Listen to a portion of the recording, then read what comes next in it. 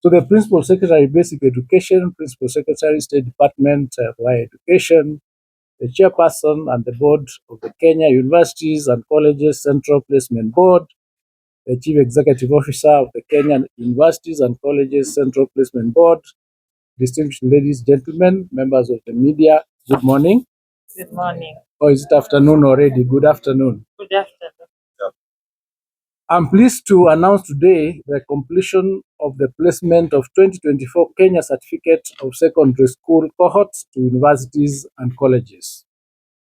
This year, the placement body, that is the Kenya Universities and Colleges Central Placement Service, Kuccps, adopted a phased placement process. The first phase targeted students seeking placement opportunities at the Kenya Medical Training College, national polytechnics, and other public technical and vocational training institutions. This was to enable the institutions to admit students for the March and May intakes. The successful applicants were admitted and are currently progressing with their studies. In the second phase, Kuccps opened applications for placements to universities and teacher training colleges for the September intake. I'm happy to report that this process has been concluded seamlessly and without any technical hitches. The seamless process is attributable to investments in technological upgrades that have been ensured a smooth process. At this juncture, I would like to express our gratitude to the State Department of Immigration and Citizen Services, which supported us in ensuring that there were no challenges on the payment platform for the placement applications. In January this year, I released the 2024 KCSE examination results for a total of 965,501 candidates, out of whom 950,711 were Kenyan citizens. 244,563 of the students attained a mean grade of C+ and above and qualified therefore for admission to degree programs, while 148,000 qualified for placement to TVET and tertiary programs at various levels. This year, there were a total of 986,137 placement openings. These were enough to absorb all students who sat for KCSE in 2024 and even the previous years. In addition to the existing ones, this year, the government established two additional public colleges, the Kabarnet University College and the Nyandarua University College. More campuses of the Kenya Medical Training College were opened, the newest being the West Pokot campus. We also opened new teacher training colleges in northern Kenya.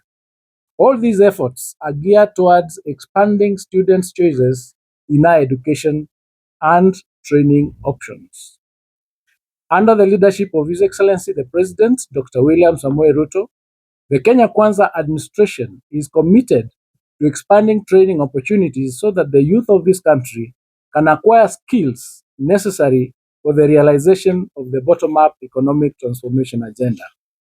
For instance, with the expansion of medical training facilities, the government seeks to develop a skilled workforce for the achievement of universal health coverage.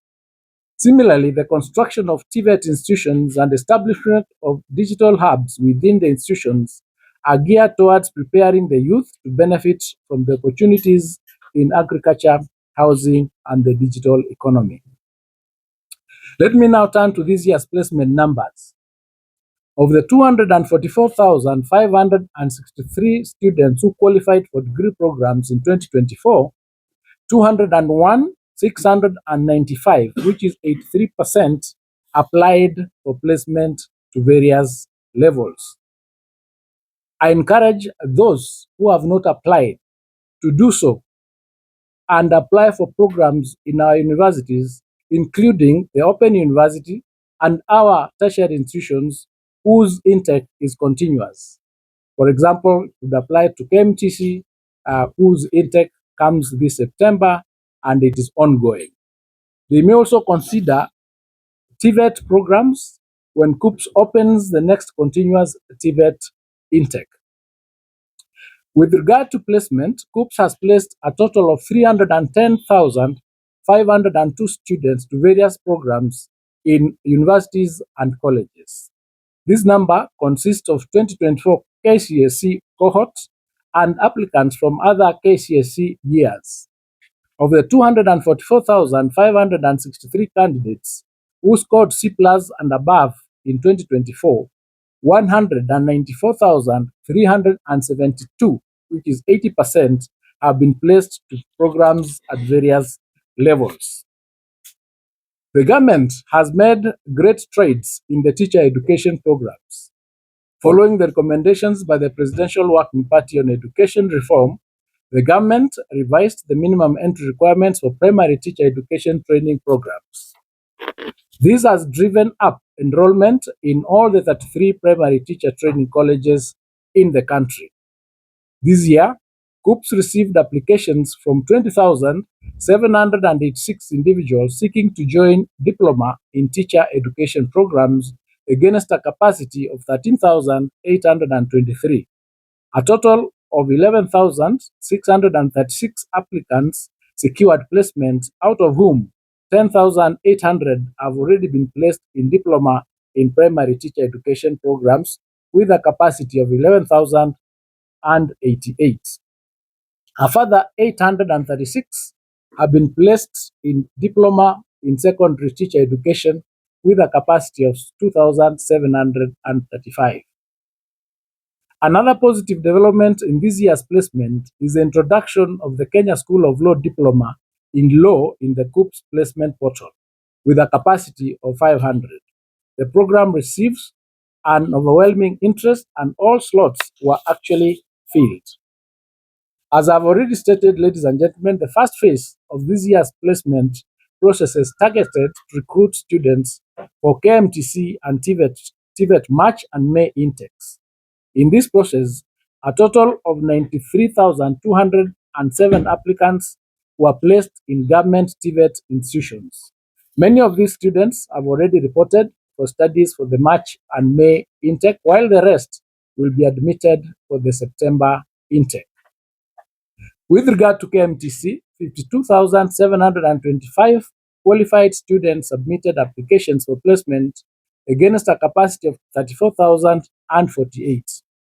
Diploma and certificate nursing programs with a cumulative capacity of 2,986 attracted the highest number of applicants at 27,000. This is an indication that the demand for nursing programs continues to grow. Other KMTC programs that are in high demand are clinical medicine and surgery, medical emergency technician, and community health, among others. In total, 25,034 students have been placed to KMTC programs. These include 6,750 students who scored C plus and above in the 2024 KCSE examinations. This month, Kuccps opened the second round of applications for KMTC for the September intake. I encourage interested applicants to take advantage of this opportunity and submit their applications. The Ministry of Education is grateful to Parliament for allocating 500 million Kenya shillings to enable the disbursement of loans to KMTC students through the Higher Education Loans Board. As a result, the students who have been placed to KMTC can now apply for financial support from HELP. As the government continues with its efforts to expand TVET opportunities, there is a growing need for the financial support to students enrolling in TVET institutions. To supplement the funds already allocated to the State Department for TVET and the Higher Education Loans Board, we will be inviting other ministries to set aside funds that can be allocated to the Higher Education Loans Board to administer as a revolving fund for supporting students enrolled in institutions under their ministries. As I conclude, ladies and gentlemen, let me also confirm that the MTI has been revamped and it is intended to capture details of the students accurately. The fees for university programs has also been reassessed and rationalized. All students will be supported appropriately and no one will be left behind. Ladies and gentlemen, may I wish all those who have been placed to various study programs the very best as they embark on their studies. May I also encourage those who have not yet applied to take advantage of the opportunities that I have highlighted above so that they can apply and be placed. We assure you that you will get all of government support and that you will be supported to access education in a manner that does not allow any of our students to be left behind. Thank you very much.